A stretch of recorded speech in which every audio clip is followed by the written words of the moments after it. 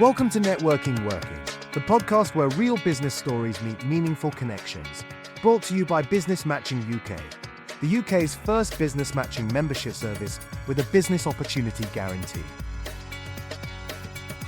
Whether you're building something new, scaling something established, or just exploring smarter ways to move your business forward, you are in the right place.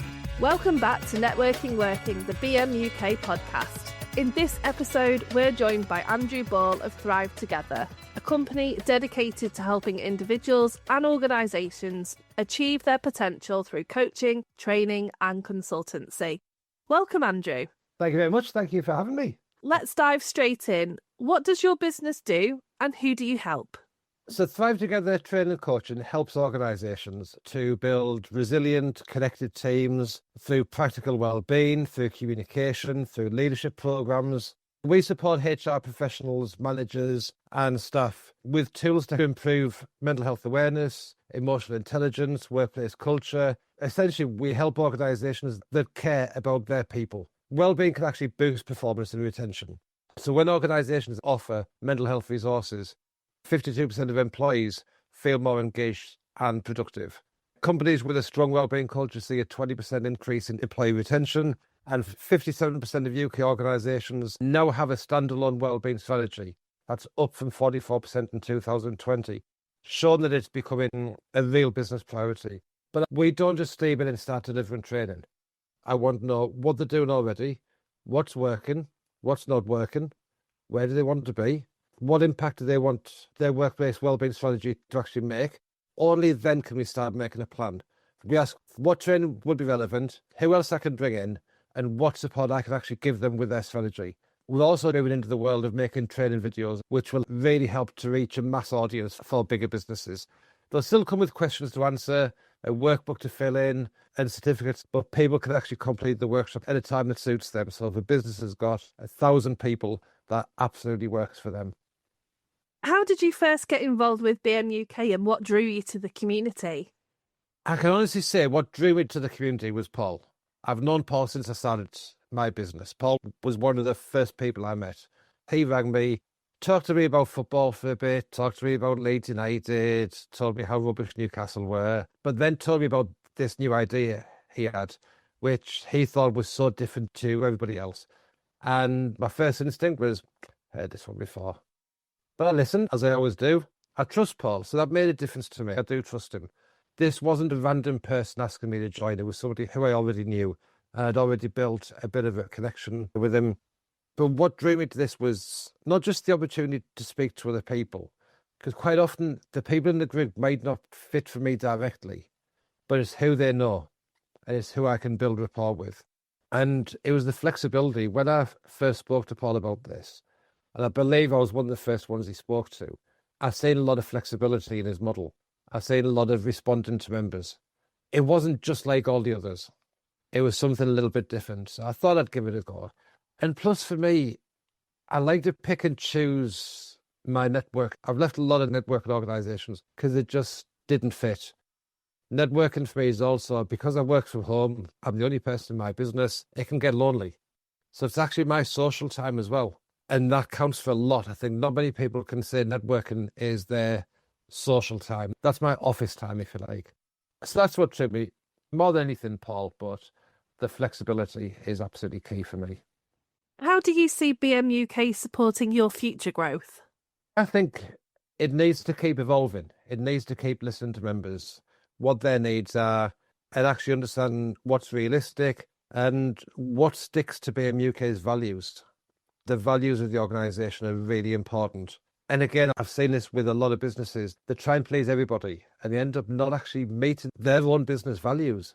And they should come centre of things. So long as members' needs are meeting the values and ethos of BMUK, then I actually think the fact that it can keep evolving, it's not tied to a national model. It's tied to Paul Lawton and the network of trust he's got around him. That can then evolve and change. We've adapted meetings, we've asked members to present mini workshops, and that's great, and that's what's needed.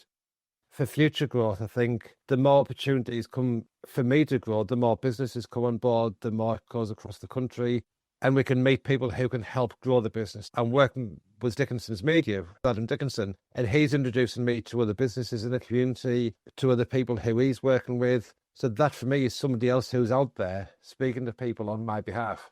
And that's how it can go. How does networking within BMUK differ from other networking experiences you've had in the past? A little bit of what I've just said about the versatility. There's a model, but then no, different people need different things. I could talk about his guarantee, but I actually think that's on us to take. That guarantee is a two-way thing. It's not something that I can just sit back and go, oh, well, he's guaranteed it, because that needs work and effort for me as well. They try new things and they actually listen and help us reach our goals. Where I've seen it differs, I've seen networking experiences where they just hire a room, put people in a room together, and you just get on with it.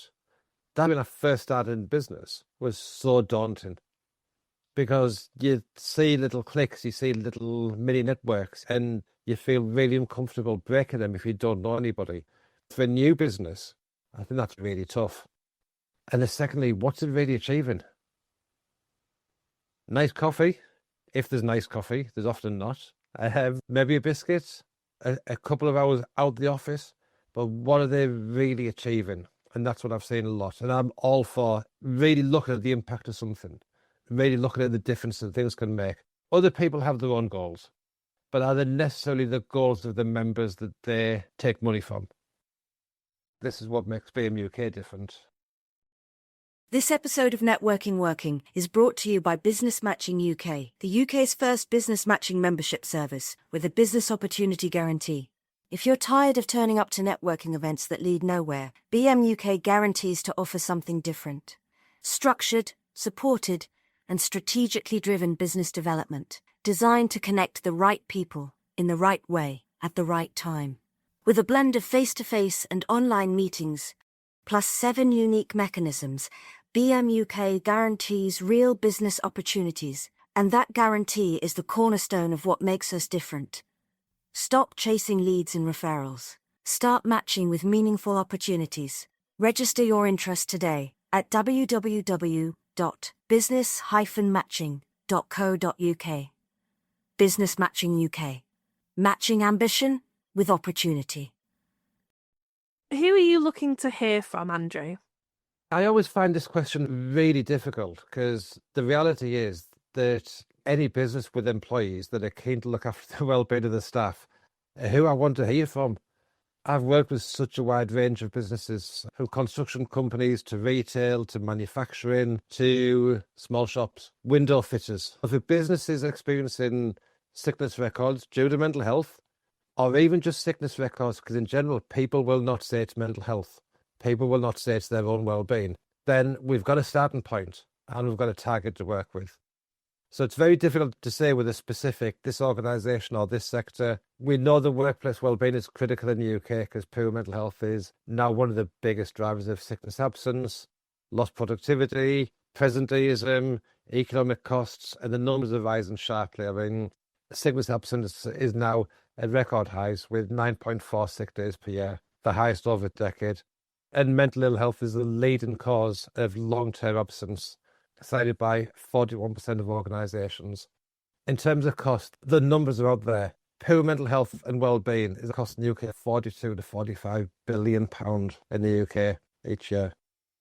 That number is so high, it's unreal. It's so high that we can't even comprehend. There's calculations out there that people can do. So if a business has 100 people, if they know their turnover, they know their sickness numbers and the exact amount of labour employees, they can work out exactly how much poor mental health is costing their organisation.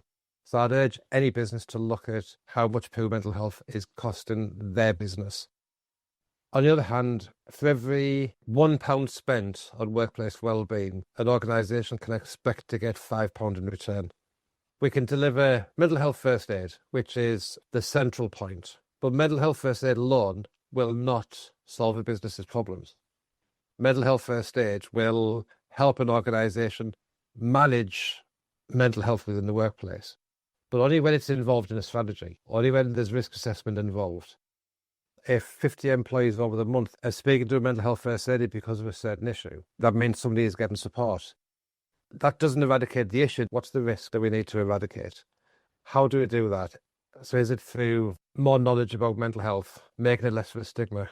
Is it about having resources in place? Is it about teaching people 5-minute fixes for their well-being, that they can go and have a sit down for 5 minutes every hour, because that's what makes them work the best and not get called a skiver?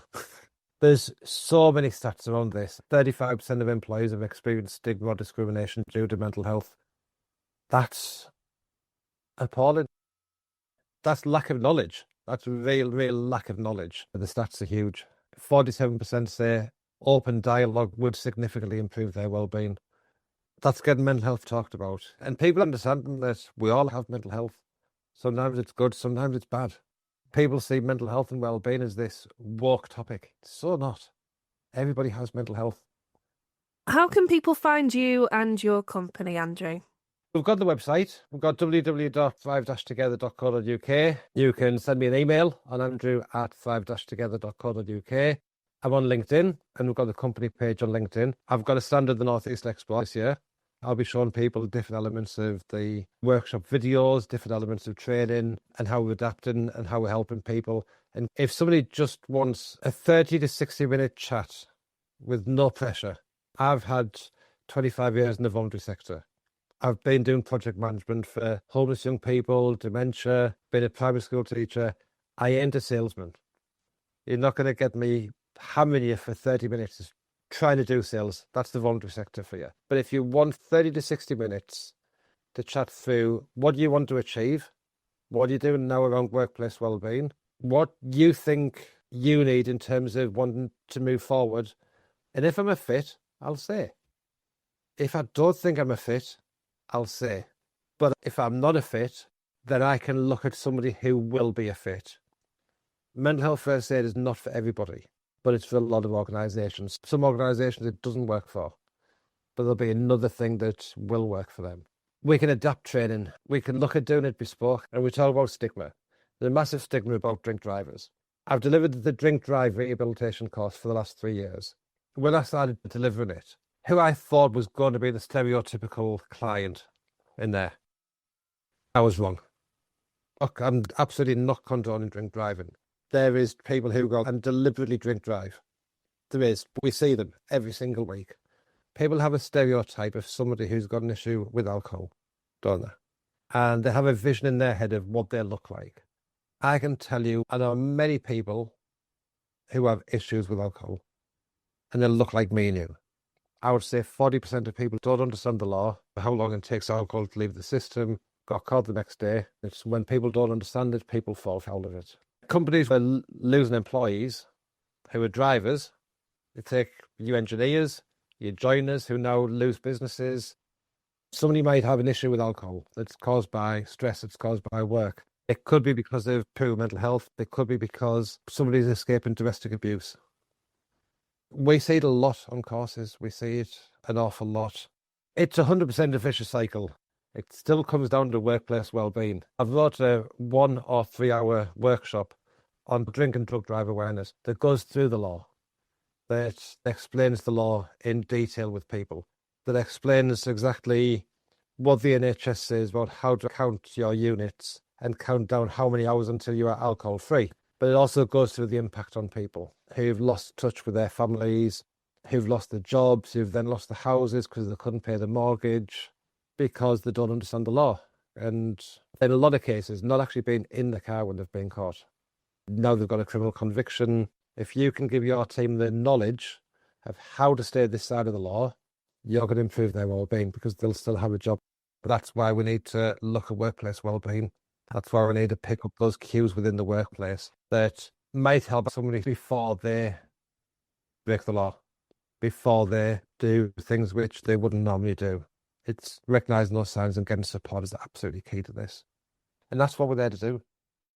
If BMUK were a single tool in your desert island survival kit, what would that tool be and why? So I've thought long and hard about this. And with it being a survival kit, that means that I either want to stay alive or escape and get away. So my single tool would be Paul's voice. Because if Paul's voice was there, I'd soon be heard. Somebody will hear me and be able to come and rescue me. So my survival kit would be Paul's voice. Is that survive Paul or survive the desert island? Survive the desert island. I don't want Paul there. I just want his voice. Just his voice. Just his voice that I could press a button and his voice could bellow. Amazing. Andrew, there's so much incredible work you're doing through Thrive Together. Thank you so much for sharing your insights, experiences, and the ways BMUK has supported your journey. Thank you very much. If today's episode gave you fresh insight, a practical takeaway, or simply something to think about, hit follow, leave us a rating or review, and share the episode with someone else navigating the same landscape. Networking Working is powered by Business Matching UK, a movement changing the way businesses connect, collaborate, and grow. If you're ready to take a more strategic, supported approach to your business development, one that's built on strategy, not chance, then BMUK is what you didn't know you needed. Visit www.business-matching.co.uk to explore more and register your interest. If anything discussed in this episode has raised difficult feelings for you, please know you're not alone. Support is available via Hub of Hope at www.hubofhope.co.uk. The information in this podcast is for general guidance and entertainment purposes only. The Networking Working podcast shares ideas and experiences to inspire and inform, and we believe they can be valuable, but they may only reflect part of your own business journey. We always recommend seeking independent advice and using your own judgment to decide what's right for your business. We encourage you to do your own research before making any decisions. The opinions in this episode are our own and those of our guests, and we do our best to ensure the content is accurate and relevant at the time of recording. If you have any questions or would like to continue the conversation, you can reach us at info@business-matching.co.uk. Thank you for listening.